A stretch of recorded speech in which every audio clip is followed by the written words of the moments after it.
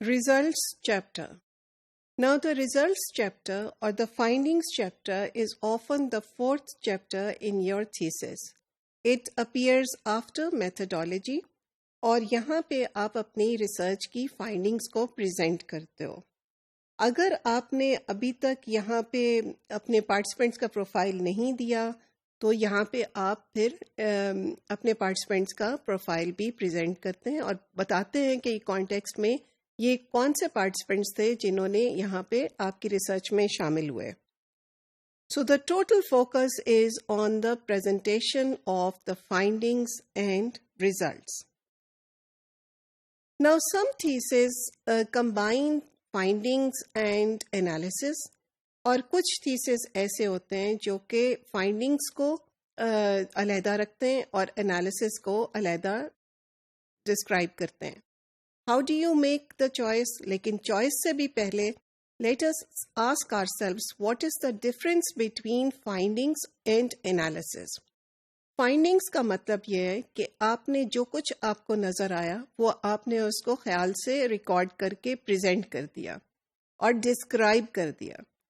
اور انالیسس کا مطلب یہ ہے کہ آپ جو بھی تھیوری یوز کر رہے تھے آپ نے اس کے مطابق اس کو انٹرپریٹ کیا اور ایکسپلین کیا، تو ساتھ ساتھ آپ اس کا انالیسس کر رہے ہیں.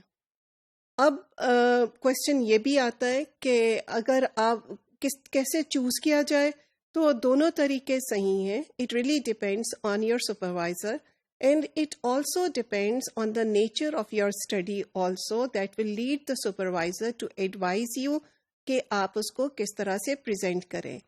سو جس طرح سے بھی ہو فائنڈنگس کا چیپٹر ڈیفینیٹلی ادھر ہوتا ہے اور فائنڈنگس کے ساتھ انالیسس اگر تھوڑا بہت ہو تو پرسنلی آئی فیل کہ اس میں چیزیں ذرا زیادہ کلیئر ہو جاتی ہیں کیونکہ آپ کو چیزوں کو ریپیٹ نہیں کرنا پڑتا.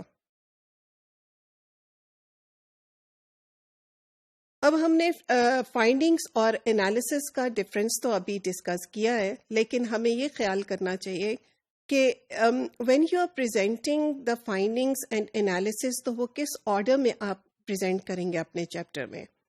جب بھی آپ کوئی ٹیبل دیتے ہیں یا جب بھی کوئی ہیڈنگ آپ دیتے ہیں، اور ہم ڈیٹیل میں ڈسکس کریں گے کہ کس طرح کی ہیڈنگ آ سکتی ہے کوانٹیٹیو ریسرچ میں یا کوالیٹیٹیو ریسرچ میں، تو ہم سب سے پہلے فائنڈنگز دیتے ہیں. تو ہم اپنا خیال پہلے بیان نہیں کرتے، فائنڈنگز پہلے سامنے رکھتے ہیں کہ کیا نظر آ رہا ہے، چاہے وہ انٹرویوز سے آپ نے ڈیٹا کلیکٹ کیا ہے یا چاہے آپ نے کویسچنیئر سے کلیکٹ کیا ہے. You just put it forward اور اس کو اپ فرنٹ آپ دکھاتے ہیں اور پھر اس کے بعد آپ اس کو ڈسکرائب کرتے ہیں کہ سامنے سے کیا نظر آ رہا ہے، اور پھر اس کو آپ انٹرپریٹ کرنے کی کوشش کرتے ہیں یا انالائز کرنے کی کوشش کرتے ہیں کہ اس ڈیٹا کا مطلب کیا ہے in terms of the theoretical framework you are using. تو یہ اس طرح سے آپ اس کو لے کے چلتے ہیں. It is not like you begin discussing it before you present the data. یہ اس طرح سے ایڈوائز نہیں کیا جاتا.